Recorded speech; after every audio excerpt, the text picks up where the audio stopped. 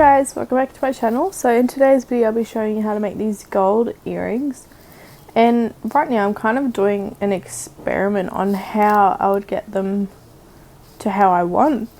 And so I'm just testing out what it looks like on the opal clay and compared to the translucent clay with the gold foil. And so I ended up getting it how I liked, and then I decided to make a slab of opal clay just a bit bigger than the gold slab, just so I have a backing.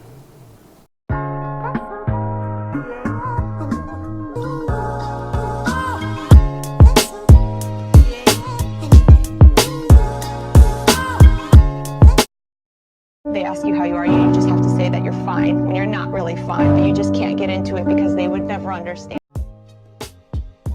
So I'm just pressing that gold slab onto my opal slab, and then I'm just going to roll it through on my, oh I lied, I'm going to cut out the excess opal and then I'm going to roll it through my pasta machine.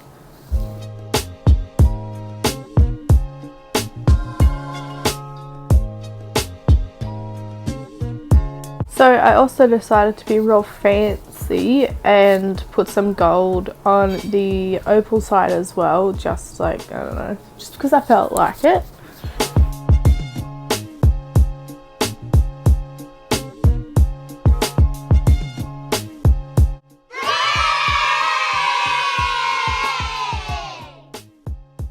So here comes the hard part, is Tetrising your slab, trying to get the most out of it.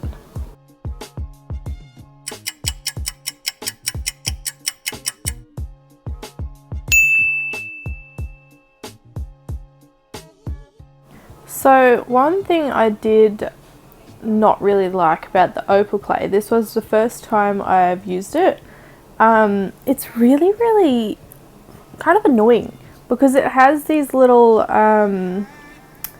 things inside of it to make it all nice and shimmery and whatnot, blah blah blah. But it's really tedious to try and get that away from the edges, because they stick out and it looks really ugly, and I'm pretty sure the only way you can get it off is by sanding it, and it's just really frustrating.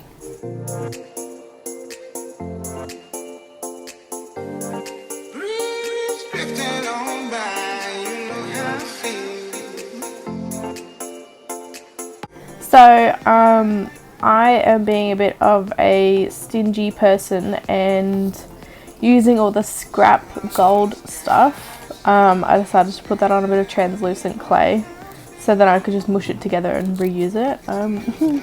But then I completely forgot about one of the biggest pieces of clay that I had, and I just left that out, so that was fantastic. This is the piece I'm talking about, this huge piece that I didn't even bloody use.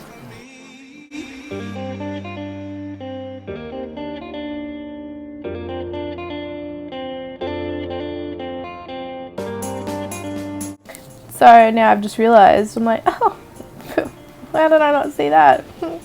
Classic me, being an idiot.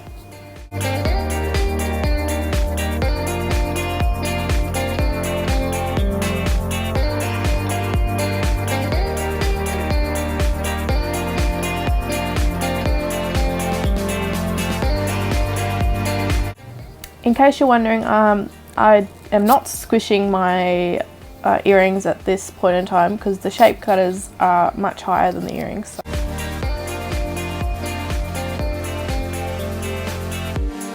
Ta-da! So now you're going to put them in the oven.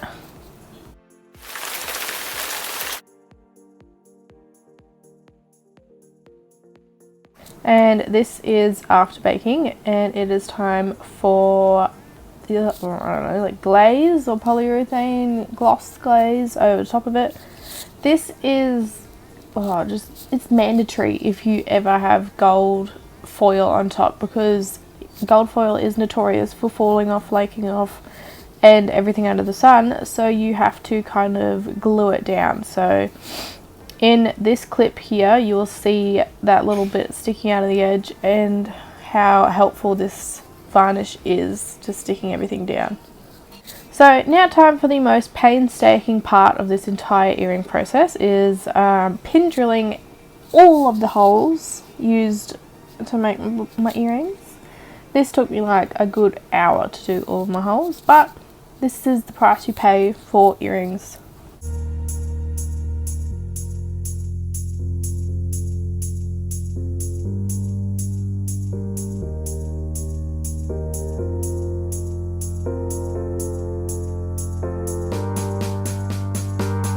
I did want to say thank you guys so much for watching, and if you could please like and subscribe, that'll be very, very nice.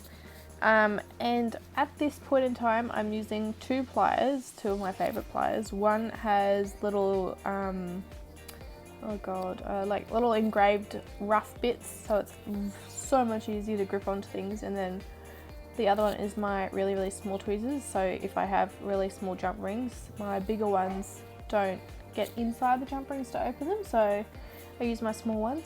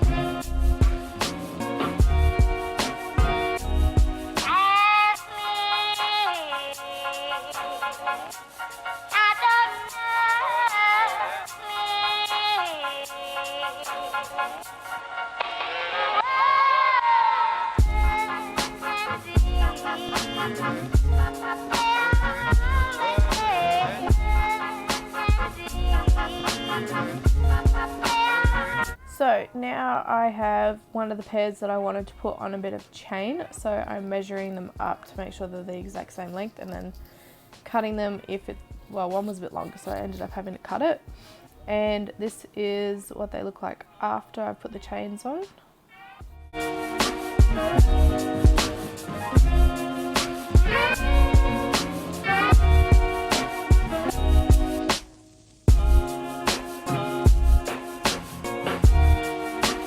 I did also want to say that if you like any of these earrings, they are also available on my Etsy, and the link for that is in the description.